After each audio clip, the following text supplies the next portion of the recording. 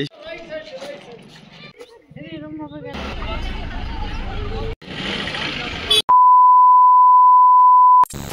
Hello everyone, তো তোমরা সবাই কেমন আছো? আশা করছি সবাই খুব খুব ভালো আছো, আর আমিও বেশ ভালো আছি। টিউলিপ গার্ডেন থেকে বেরিয়ে আমরা এখন যাচ্ছি দাচিগাম ন্যাশনাল পার্ক।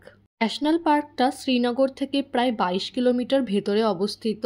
এই জায়গাটা শ্রীনগর থেকে যেহেতু একটু ভেতরের দিকে, তো যার জন্য এখনো খুব একটা টুরিস্ট এই জায়গাটায় ঘুরতে আসে না। তো চলো গিয়ে দেখা যাক কেমন জায়গাটা। বাড়ি থেকে আমরা মেন রাস্তায় নেমে এরপর একটা সরু রাস্তা ধরে হাঁটা শুরু করলাম। এখান থেকে ওই 3-4 মিনিট হাঁটলেই আমরা পৌঁছে যাব দাচিগ্রাম ন্যাশনাল পার্কের একদম সামনের গেটে। সামনে রয়েছে বিশাল বড় এক পাহাড়, আর ওপরে রয়েছে বরফ জমে, আর তার নিচে দিয়ে হয়ে রয়েছে এত সুন্দর সুন্দর সর্ষে ফুল। জায়গাটা দেখতে এত সুন্দর লাগছে যে চোখই ফেরানো যাচ্ছে না। আর সামনে যে গেটটা দেখতে পাচ্ছ, ওটাই হচ্ছে দাচিগ্রাম ন্যাশনাল পার্কের গেট। এটা হচ্ছে জম্মু কাশ্মীর ওয়াইল্ড লাইফ প্রোটেকশনের অফিস। পার্কের ভেতরে তো যাবো, কিন্তু এই দিকটার থেকেই তো চোখ নড়ছে না, তাই করা সর্ষে ফুলের মধ্যে গিয়ে ছবি তুলে আসলাম। ভেতরে ঢোকার জন্য আমরা অনলাইনে আগে থেকে টিকিট কেটে রেখেছিলাম। টিকিটের প্রাইস এক একজনের পড়েছে 25 টাকা করে। 10 বছরের ছোট কোনো বাচ্চাদের কিন্তু কোনো রকম এন্ট্রি ফি লাগে না। আমরা আমাদের টিকিটগুলো দেখিয়ে ভেতরে চলে আসলাম, আর ভেতরে কি কি আছে চলো সেটাও দেখা যাক। ভেতরে ঢুকেই আমাদের এই ব্রিজটা পার করে ওই পারে যেতে বললো, আর ব্রিজটা পার করতে এত সুন্দর একটা পাহাড়ি নদী দেখতে পেলাম। পরে অবশ্য জানতে পারলাম যে এটা কোনো পাহাড়ি নদী নয়, এটা কৃত্রিমভাবে বানানো একটা নদী, তবুও দেখতে কিন্তু ভীষণ সুন্দর লাগছে। তোমরা যদি চাও তোমাদের নিজস্ব গাড়ি নিয়ে এই ন্যাশনাল পার্কের ভেতরে ঢুকতে পারবে, আর অনেকটা ভেতর অবধিও যেতে পারবে। তার আগে অবশ্যই তোমার গাড়ির পারমিটটা আগে বার করে নিতে হবে। অনলাইনে তোমরা কোথা থেকে পারমিট বানাবে, টিকিট কাটবে, সেটার লিঙ্ক আমি ডেসক্রিপশনে দিয়ে দেবো, সেখান থেকে একবার চেক করে নিতে পারো। তোমরা সামনে যে বড় গেটটা দেখতে পারছো, গাড়ি পারমিট থাকলে তোমরা এই গেট দিয়ে ভেতরে ঢুকে যেতে পারবে।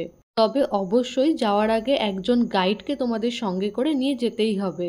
আমরা যেহেতু আমাদের গাড়ির কোনো রকম পারমিট বার করিনি, তো যার জন্য এখানে যে রেস্কিউ করে আনা পশু পাখিদের এনে রাখা রয়েছে, তো তাদেরকে দেখতে যাচ্ছি। এদিকে চলো, এদিকে চলো, এক পাইতে চলো।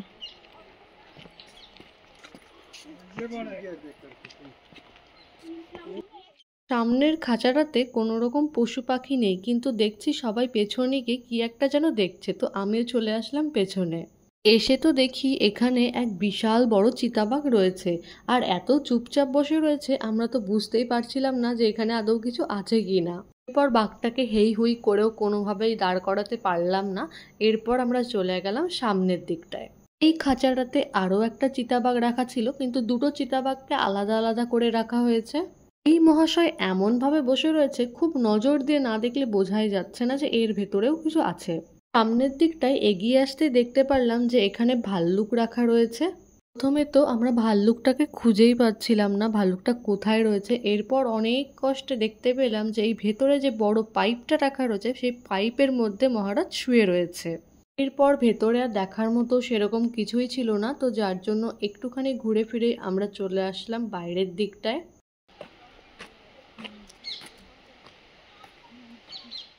দাচিগ্রাম ন্যাশনাল পার্ক থেকে বাইরে বেরিয়ে আমরা একটা জায়গায় চা খেতে একটু দাঁড়িয়েছি, আর সেখানেই দেখতে পেলাম এক পাল ভেড়া। এখন হচ্ছে বিকেলের সময়, একটু পরেই সন্ধ্যা হয়ে যাবে। ডাল লেকের পাশ দিয়ে আমরা চললাম আমাদের হোটেলের উদ্দেশ্যে। বিকেলের সময় এই জায়গাটাকে দেখতে কিন্তু ভীষণ সুন্দর লাগছে। সারাদিন ঘোরাঘুরি করে আমরা ভীষণ ক্লান্ত হয়ে পড়েছি, তো যার জন্য সবাই ডিসাইড করলাম যে আর কোথাও ঘুরবো না, এখন সোজা হোটেলে চলে যাব। এটাই হচ্ছে আমাদের হোটেল, আর হোটেলের নাম হচ্ছে ABC রেসিডেন্সি। হোটেলের সঙ্গেই তাদের একটা পার্সোনাল রেস্টুরেন্টও আছে, তার নাম হচ্ছে আলবাইক। নিচেই হচ্ছে রিসেপশন। আমাদের গাড়ি থেকে সব ব্যাডিং পত্রগুলো নামিয়ে একটা একটা করে সব রিসেপশনের ভেতরে এনে রাখলাম। আমাদের এই হোটেলটা কিন্তু একদমই লাল চকের কাছে, আর আমরা এত কম প্রাইসে যে এত ভালো একটা হোটেল পাবো আমরা তো আশাই করিনি। আমরা সবাই মিলে মোট 6টা রুম বুক করেছিলাম, আর তাদের স্টাফ এতটাই ভালো ছিল যে তারা প্রত্যেকটা ঘরে গিয়ে লাগেজগুলো পৌঁছে দিয়ে এসেছিল। রুমের চাবি আমরা পেয়ে গেছি, এইবার আমরা আমাদের রুমে চলে যাব। তার আগে ভীষণ খিদে পেয়েছে, তো এই হোটেলের সঙ্গে অ্যাটাচ রেস্টুরেন্টও আছে সেকেন্ড ফ্লোরে, তো আগে সেখানটায় যাব। আমরা চলে আসলাম রেস্টুরেন্টের ভেতরে, আর আমার তো ভীষণই গা গোলাচ্ছিল, তো যার জন্য বসে বসে একটু কোল্ড ড্রিঙ্কস খেয়ে নিচ্ছিলাম। আর এখানে কি কি পাওয়া যায় সেটাও তোমাদের সঙ্গে একবার শেয়ার করে দিলাম। আমরা অর্ডার করেছিলাম রুটি আর একটা পনিরের তরকারি, যেটা খেতে ভীষণই ভালো ছিল। খাওয়া দাওয়া করে আমরা চলে আসলাম রুমে, আর তোমাদের সঙ্গে একটা ছোট্ট রুম ট্যুর শেয়ার করে দিই। ভেতরে ঢুকতেই রয়েছে একটা বড় বেড, আর তার সামনে রয়েছে একটা ড্রেসিং টেবিল। বেডের একদম সামনেই রয়েছে টিভি, আর টিভির নিচে একটা বড় টেবিলও দেওয়া ছিল। পাশেই রয়েছে একটা বিশাল বড় পর্দা দেওয়া জানালা, আর এখান থেকে কি দেখা যায় সেটা তোমাদেরকে একটু পরে দেখাচ্ছি। বেডের পাশে দুটো সাইড টেবিলও আছে, আর আমাদের তো কমপ্লিমেন্টারি দুটো সাবান আর শ্যাম্পুও দিয়েছিল। সাইড টেবিলের নিচে দুটো ড্রয়ার ছিল, সেই ড্রয়ার দুটো খুলেও দেখিয়ে দিলাম তোমাদেরকে। এই হোটেলটা তো ভীষণই পরিষ্কার পরিচ্ছন্ন, প্লাস রুমগুলোও ভীষণ পরিষ্কার ছিল। এই হোটেলটা আমরা গোয়াই ভিভো থেকে বুক করেছিলাম মাত্র 1500 টাকা দিয়ে। পর্দাটা সরিয়ে তোমাদের একটু বাইরের ভিউটা দেখাতে যাচ্ছিলাম, কিন্তু অন্ধকার বলে বাইরে তো কিছুই বোঝা যাচ্ছে না।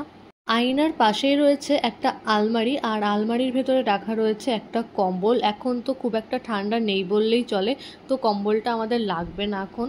আলমারিটা বন্ধ করে এবার আমরা যাই বাথরুমের দিকে। তো আলমারির একদম সামনেই রয়েছে বাথরুমটা। বাথরুমের ভেতরে রয়েছে বেসিন, বড় একটা গিজার, শাওয়ার, সব কিছুই রয়েছে। তাহলে আজকের মতো ভিডিওটা তাহলে এখানেই শেষ করছি। ভিডিওটা যদি ভালো লেগে থাকে তবে অবশ্যই একটা লাইক করো, আর কমেন্ট করে জানিও ভিডিওটা তোমাদের কেমন লাগলো। আর আমার চ্যানেলে যদি তোমরা নতুন হয়ে থাকো তবে অবশ্যই আমার চ্যানেলটা সাবস্ক্রাইব করে দিও। বাই।